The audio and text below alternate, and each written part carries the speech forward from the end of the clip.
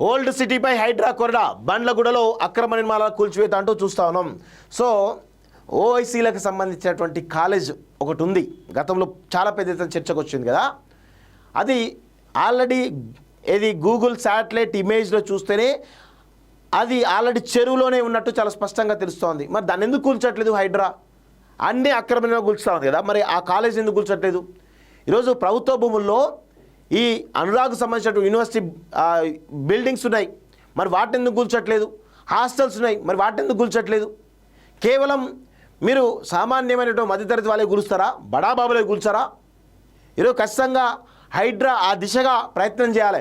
వాసవి నిర్మాణాలు పెద్ద ఎత్తున నిజాంపేటలో, ఇక మిగతా ఇటు చోట్ల నిజాంపేట చుట్టుపక్కల డైరెక్ట్గా చెరువులలో కట్టిరు. వాటికి సంబంధించిన స్టోరీ, మల్టిపుల్ స్టోరీ మేము చేయడం జరిగింది. ఇంతవరకు దానిపైన చర్యలు లేవు. హైడ్రా ఎందుకో ఒక సైడ్ మాత్రమే, అంటే కొంతమేర మాత్రమే పనిచేస్తుంది తప్ప ఈరోజు కళ్ళ ముందు కనబడుతున్నటువంటి అనేక అక్రమ నిర్మాణాలు ఉన్నాయి. వాటిని కూల్చేటువంటి మరి ప్రయత్నం ఎందుకు చేయడం లేదు? మీరేమైనా కాంప్రమైజ్ అయ్యారా? మీరేమైనా ఇంకేదైనా మరి లాలూచి పడ్డారా? ఇవన్నీ విమర్శలు అయితే వస్తూ ఉంటాయి. మీరు చర్యలు తీసుకోకపోతే ఖచ్చితంగా వస్తూ ఉంటాయి. మీరు చాలా అంశాలు మేము చెప్పినాం. ఓఐసీ సంబంధించినటువంటి కాలేజ్ విషయంలో పెద్ద ఎత్తున చర్చకు వస్తూ ఉంది. అనురాగ్ యూనివర్సిటీ ఉంది, వాసవి నిర్మాణాలు ఉన్నాయి, వాటిపైన చాలా క్లియర్ ఎవిడెన్స్లు ఉన్నాయి.